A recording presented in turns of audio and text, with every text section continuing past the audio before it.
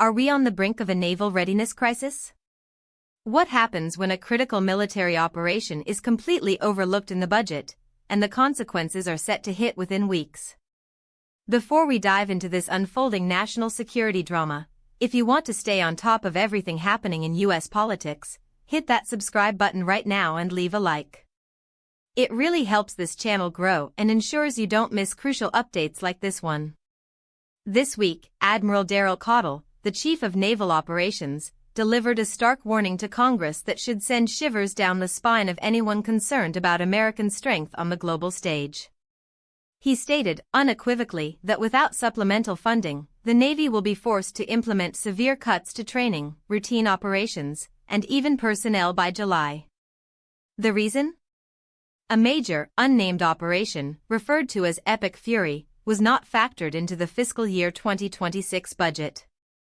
Admiral Caudle made these alarming statements during a House Armed Services Committee hearing, a forum typically reserved for detailed budget justifications and strategic planning.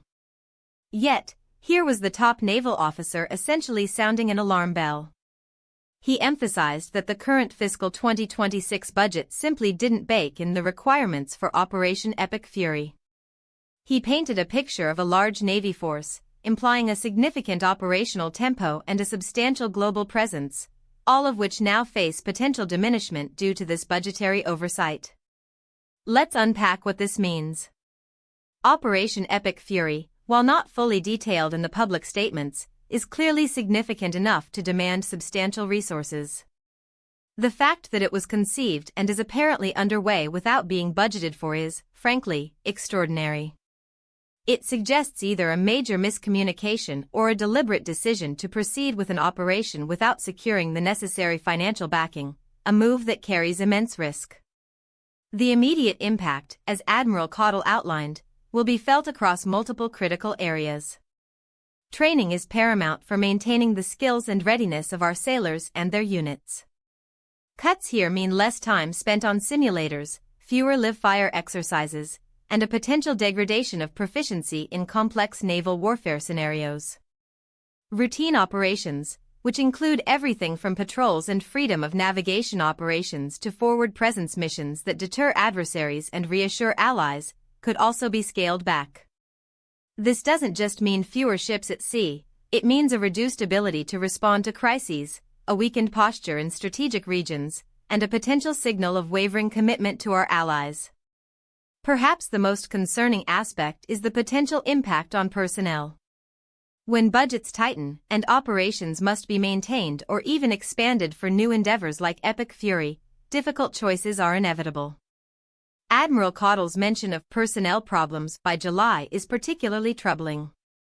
This could manifest in various ways: delays in crucial career development courses, reduced opportunities for specialized training, a freeze on reenlistments, or even, in the most extreme scenarios, involuntary separations. For the sailors and their families, this creates immense uncertainty and stress, at a time when they are expected to be ready to deploy at a moment's notice.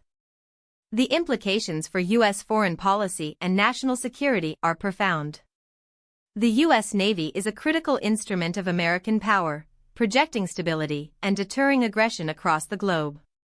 If its operational capacity is curtailed due to a budgeting error, it could embolden adversaries who might perceive this as a sign of American weakness or distraction. Allies, who rely on the U.S. Navy for security assurances, could become increasingly anxious. This situation raises serious questions about accountability and foresight within the Department of Defense and the wider national security apparatus. How does a major operation, demanding resources that could force such drastic cuts, go unfunded? Was there a political calculation involved? Was it an honest mistake, and if so, how did it slip through the cracks of the complex budgeting process? The Navy is already grappling with modernization challenges, fleet size debates, and the ever-present need to maintain readiness in a volatile geopolitical landscape. Adding an unfunded, critical operation into the mix, with a deadline of mere weeks away, is a recipe for a significant strategic setback. The pressure will now be on Congress to quickly approve supplemental funding, a process that can be politically fraught and time-consuming. If they fail to act swiftly and decisively, the consequences for our naval power could be severe and long-lasting. So what do you think about this? Is this a sign of systemic failure in the Pentagon's budgeting, or a deliberate gambit with high stakes? Drop your opinion in the comments below. I read every single one. This is a developing story, and the coming weeks will be critical for the U.S. Navy and for America's position in the world. We'll continue to monitor this closely.